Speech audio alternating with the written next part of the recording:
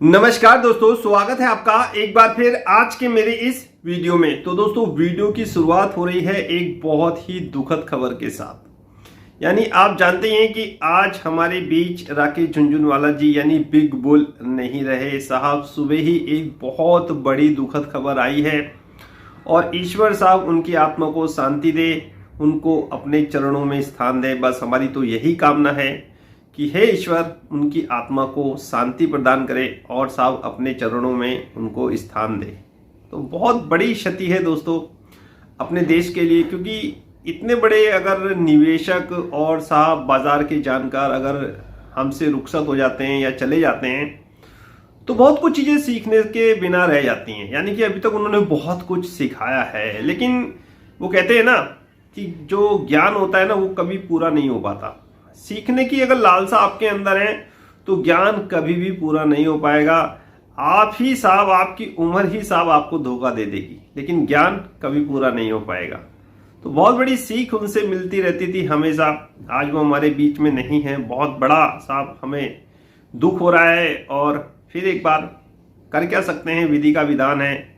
फिर एक बार दोस्तों भगवान ईश्वर उनकी आत्मा को शांति प्रदान करे और साहब उन्हें अपने चरणों में स्थान दे।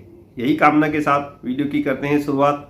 देखो दोस्तों, बहुत सारी ऐसी उन्होंने हमें टिप्स प्रोवाइड की हैं कि अगर हम शेयर बाजार में निवेश करते हैं या शेयर बाजार में काम करते हैं तो उनकी अगर हम बातों को समझें जानें तो डेफिनेटली इस बाजार में अच्छा खासा मुनाफा कमा सकते हैं। एक बात उन्होंने हमेशा कही थी कि अगर बाजार में आपको कमाना है पैसा तो दूरदृष्टिता, दूर की सोच रख के बाजार में पैसा निवेश करिए। देखिए, मैं आपसे हमेशा कहता रहता हूं, बाजार में जब भी पैसा बनेगा जब आप दूर की चीजों को सोच के आज निवेश करोगे, भविष्य की चीजों को सोच के आज निवेश करोगे, तभी आपका पैसा बनेगा।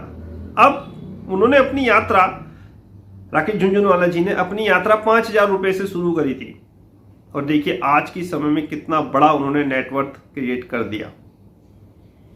काफी मेरे ख्याल से अरबों खरबों का उनकी नेटवर्थ है आज की डेट में दोस्तों। और अभी 7 अगस्त को उन्होंने आकांक्षा एयरलाइन शुरू करी थी अपनी, और क्या पता था कि ये समय भी आ जाएगा कि 2-3 फ्लाइट ही वो देख पाएंगे, फिर उन्हें सडनली जाना पड़ेगा इस संसार से। चलिए कोई बात नहीं दोस्तों, बहुत सारे कमेंट्स क्वेश्चंस मुझे मेरे पास इस प्रकार के भी आ रहे हैं कि सर अब उनके शेयर्स में क्या होगा। जो उन्होंने स्टेक ले रखे थे, कैनरा बैंक वगैरह, बहुत सारे शेयर्स हैं, कुछ शेयर्स हमारे पोर्टफोलियो में भी हैं, नेशनल एल्युमिनियम वगैरह। तो देखिए दोस्तों, कोई दिक्कत परेशानी वाली बात नहीं है। वो बहुत दूरदृष्टिता, मैंने कहा ना, दूर की सोच रखने वाले वो एक व्यक्तित्व थे, बहुत दूर की सोच रखते थे। मैं आपको एक एग्जाम्पल बताता हूँ। फेडरल बैंक 75 की पी, और अभी मेरे ख्याल से 5-6 महीने पहले ही उन्होंने अपनी हिस्सेदारी उसमें बढ़ाई थी और देखिए स्टॉक को कहां से कहां पहुंचा दिया उन्होंने। मतलब वो जानते थे कि स्टॉक में क्या होगा। शानदार रिजल्ट फेडरल बैंक ने पेश किए साहब। तो इन चीजों को थोड़ा सोचना समझना चाहिए। जो भी उन्होंने काम किया होगा दोस्तों, कहीं पर भी अपनी हिस्सेदारी बढ़ाई होगी तो दूरदृष्टिता सोच के साथ अपनी हिस्सेदारी बढ़ाई होगी। मैनेजमेंट को सब कुछ बता के चले होंगे। वो जानते होंगे कि मतलब जो भी कुछ इंसान काम करता है, मान लिया कि अगर मैं कुछ काम कर रहा हूं तो डेफिनेटली उस काम के भविष्य को लेकर भी मैं आज प्लानिंग जरूर करूंगा। तो वो डेफिनेटली अपना सारा कुछ मैनेजमेंट को, अपनी वाइफ को, अपने बच्चों को बता के जरूर कहे होंगे। वो आगे इसको अपने हिसाब से आगे चलाएंगे। वो चीज तो नहीं मिल पाएगी जो राकेश झुनझुनवाला जी सोचते थे, लेकिन बहुत कुछ वो सिखा गए होंगे मैनेजमेंट को। जो उनके साथ उत्तराधिकारी होंगे उनको बहुत कुछ चीजें सिखा गए होंगे। तो विचलित या घबराने वाली कोई बात नहीं है।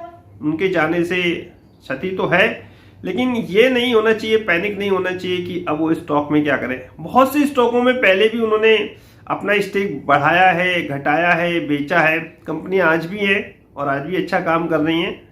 तो दोस्तों इस बारे में पैनिक होना नहीं चाहिए। और ये सवाल मेरे ख्याल से इस समय उचित भी नहीं है इस समय चीजों को डिस्कस करना, लेकिन कमेंट्स क्वेश्चंस के आंसर भी देने जरूरी है। और उसी के आधार पर मैं आपसे ये बता रहा हूं कि आपको पैनिक नहीं होना चाहिए। कोई दिक्कत परेशानी वाली बात नहीं है कि अगर हमारे बीच में आज राकेश झुनझुनवाला जी नहीं है तो उनके शेयर्स आप पैनिक में बेच दें। नहीं, ऐसा नहीं है। उनको होल्ड करके रखिए मैनेजमेंट अभी भी उनका टीम है, इतनी बड़ी जो एयरलाइंस की स्थापना करके गए हैं, बहुत दूरदृष्टिता, मैंने कहा ना दूर की सोच रख के आज वो अपने बिजनेस को स्टार्ट करके गए हैं, तो डेफिनेटली कुछ ना कुछ प्लानिंग जरूर करके गए होंगे, अपने बच्चों को सब कुछ बता के गए होंगे, वाइफ को, बच्चों को, मैनेजमेंट को सब कुछ बता के गए होंगे, कुछ चीजें उन्होंने देख रखी होंगी और आने वाले समय में वही चीजें साफ काम करेंगी अच्छी तरीके से। तो इन चीजों को थोड़ा समझना चाहिए। पैनिक में, कभी भी घबराहट में अपने शेयर्स नहीं बेचने चाहिए कि ऐसा हो गया है तो ऐसा हो जाएगा, स्टॉक नीचे आ जाएगा, ऐसा कुछ नहीं होता। लेकिन हाँ, इतना जरूर है कि एक थोड़ा सा निगेटिव, नकारात्मक प्रभाव पड़ता ही है, क्योंकि वो चीज नहीं मिल पाती। अब मान लिया राकेश झुनझुनवाला जी का आगे भविष्य में क्या प्लान हो, वो चीजें तो चली गई, अब वो चीजें कहाँ से लाएंगे, तो इसका थोड़ा सा क्षति जरूर है। लेकिन मैंने कहा ना, बहुत सारी चीजों को उन्होंने बता के गए होंगे, तो जरूर उनके जो उत्तराधिकारी हैं, वाइफ हैं, बच्चे हैं, मैनेजमेंट है, वो जरूर उस पद चिन्हों पर चलेंगे और उन्हीं की सोच की तरह आगे बाजार में निवेश करेंगे और हमें भी साहब मार्गदर्शन करेंगे। इसी आशा के साथ एक बार फिर भावभीनी श्रद्धांजलि राकेश झुनझुनवाला जी को।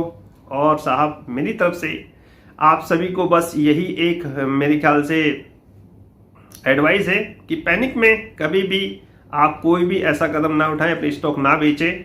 जरूर एक ना एक दिन साहब आपका स्टॉक अच्छी रिटर्न देने का दम रखता है। और रही बात निवेश की, दूरदर्शिता, दूर की सोच के साथ निवेश करें, जैसा कि राकेश झुनझुनवाला जी हमेशा करते थे। और सेहत का ध्यान हमेशा रखें, यानी कि अपनी सेहत का ध्यान दोस्तों हमेशा रखें। और इसीलिए मैं आपसे हमेशा कहता हूं कि मैं सुबह वॉकिंग, योग वगैरह जरूर करता रहता हूं और इन चीज़ों को आपको भी ध्यान में देना चाहिए। हमेशा एक बात वो कहते थे कि हमेशा मैंने वेल्थ पे यानी पैसे पे ध्यान दिया, अपनी सेहत पे इतना ध्यान नहीं दिया। तो इस चीज़ को आपको भी समझना चाहिए, अपनी सेहत पे भी ध्यान देना चाहिए। और वेल्थ तो आप जब कमाओगे जब आपकी सेहत अच्छी रहेगी, बिना सेहत के वेल्थ का कोई फायदा नहीं है। तो इसी के साथ आज का वीडियो होता है यही समाप्त। नेक्स्ट वीडियो में नए अपडेट के साथ होगी मुलाकात, तब तक इंतजार। फाइनली नमस्कार।